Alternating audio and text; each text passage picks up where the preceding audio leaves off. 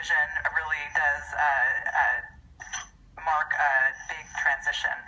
So we're actually, for the first time, moving towards a system with very few people in a state developmental center. So this is going to pose a big transition for the state and its role in oversight over the regional center system, where all of the vast majority of individuals with developmental disabilities are already being served. It's really a very small population left at the developmental centers. But running an institution creates there's a lot of focus and time and attention and care to managing an institution. So when we're only going to be managing one at the end of the transition, there will be a need, I think, to really relook at the focus of the state and its oversight and support to the community in a different way. I think that's part of what the task force is really working through.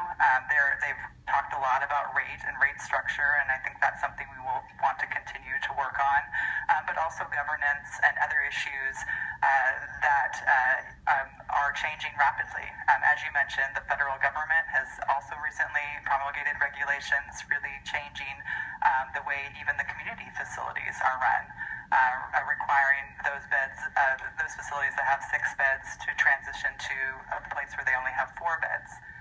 So there's a lot of activity in this area. There's a lot of change. The state does have very strong statutory entitlement and requirements that they must implement and uphold. And so there's going to be a lot of work in this area as we transition, and we look forward to continuing to work with you.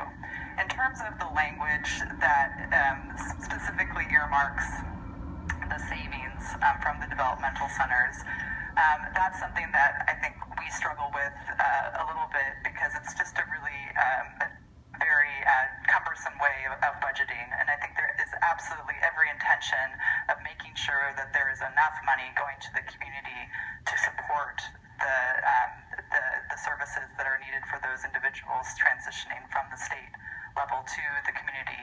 And that's why we did put forward an amount in the May revision to help to build that capacity, because we know that capacity and those facilities need to be out there, and some of them are going to have to be brought up from the ground. They're not there right now.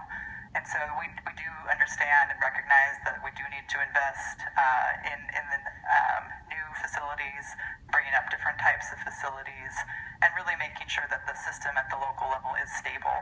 And so that's something that we will be continuing to look at and work with the community on in the coming months